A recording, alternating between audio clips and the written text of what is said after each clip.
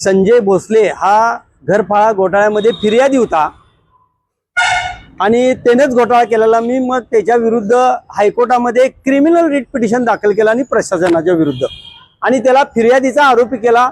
2 महिने जेलला गेला, लक्ष्मीपुरी पोलिसांनी अटक केली। त्याच्यानंतर मी आज कागदपत्र, मी कुठलाही घोटाळा माझ्या अर्जाचा किंवा एखाद्या अर्जाच्या नमुन्याचा असलं मी काय करत नाही, डुप्लिकेट वगैरे। मी माहिती अधिकार मिळवणारा पश्चिम महाराष्ट्रातला मी एकमेव म्हणलं तर काय हरकत येणार नाही, म्हणजे रिअली सांगतो, कारण मी 25,000 पेपर मी मिळवलेले आहेत, अनेक कार्यकर्ते मिळवतात, पण मी घेतलेला लढा मी शेवटपर्यंत नेलेला आहे। मी माहिती अधिकारात स्टार बाजारची माहिती घेतली, बिग बाजारची माहिती घेतली आणि लेखी प्रश्न विचारला माहिती अधिकारामध्ये, मला लेखी उत्तर द्या आणि कागदपत्र द्या। तर भयानक माहिती अधिकारामध्ये अशी धक्कादायक मला माहिती मिळाली। 54,000 चौरस फुटामध्ये स्टार बाजार आहे, त्याचा भाडे करार 8 लाख आहे। संजय भोसलेनं एवढ्या मोठ्या मिळकतीला फक्त 24,000 भाडं टाकलं, आणि तो पण त्याला अधिकार नाही। नियंत्रण अधिकारी सहाय्यक आयुक्तानं 5,000च्या वरचं 10,000च्या वरचे अधिकार सहाय्यक आयुक्ताला आहेत, ते पण त्यानं गुंडाळून ठेवून 24,000 प्रमाणे दरवर्षी 6,67,000 रुपये त्याच्याकडनं भरून घेतले त्यांच्याकडून। मी माहिती अधिकारात माहिती घेऊन मी प्रशासनावर तगादा लावला, बलकवडे मॅडमना भेटलो, त्यानंतर त्यांनी ते पुढे प्रक्रिया पाठवत आम्ही 8 लाखाच्या कराराप्रमाणे त्या मिळकतीला 67 लाख वर्षाला घरफाळा आम्ही सुरू केला। आता 1,20,00,000च्या वर आहे, म्हणजे ह्यानं 6 लाख रुपये लावून 60 लाख रुपयाचा भ्रष्टाचार केला। म्हणजे ही जी पद्धत कशी आहे की बाबा ही तुम्हाला मी सूट दिल्या, मला दरवर्षी द्या, म्हणजे एकेका मिळकतीमध्ये 30-30 लाख रुपये। आणि मग ते करून मी बसलो नाही, प्रॉपर्टी कार्डावर नोंद केली, सगळं महापौरांना दाखवलं, अधिकाऱ्यांना दाखवलं।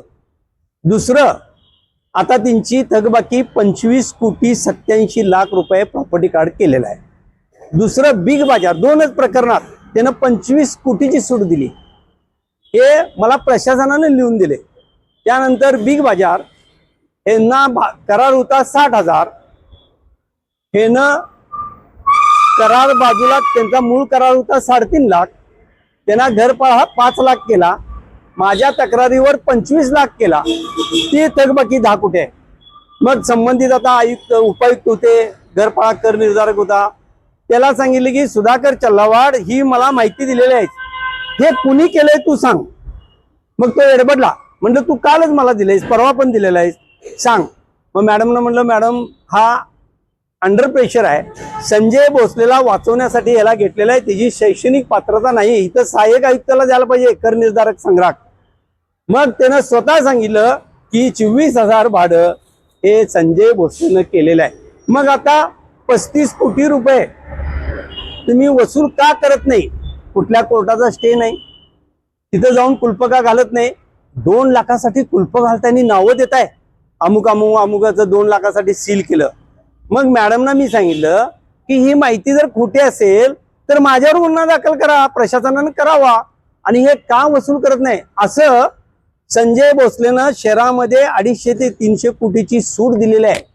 मी मॅडमना सांगितलं अधिकाऱ्यांना बोलवा, आणि हे जर मी काय सिद्ध करून दाखवलं नाही तर तुम्ही द्याल ती शिक्षा मी भोगायला तयार आहे। का तुम्ही वसूल करत नाही? संजय भोसले हा तेलगीचा अवतार आहे, हर्षद मेहताचा अवतार आहे, म्हणजे बनावटगिरी करण्यात एवढा मोठा आहे। त्याचा दुसराही न्यायालयाचा एक चांगला निर्णय झालेला आहे, तोही तुम्हाला मी उद्या देणार आहे।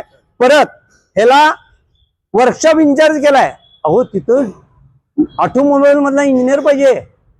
घेताना सांगितलं की सभागृहामध्ये चांगली चर्चा झालेली, बाबा जे फौजदारीमध्ये गेलेले आहेत, फौजदारीमध्ये गेलेले आहेत त्यांना स्मशानावर पाठवायचं। अहो स्मशानावर पाठवताना त्याला तिथं भ्रष्टाचार करायला पाठवलाय, आता तो हजर झालेला आहे। त्याला या महापालिकेनं जर ह्याच्यावर कारवाई केली नाही तर मी परत क्रिमिनल रीट दाखल करून याला परत फिर्यादीचा आरोपी जेल पे जेल, हे मी इथून पुढे देखील लढा सुरू करणार आहे।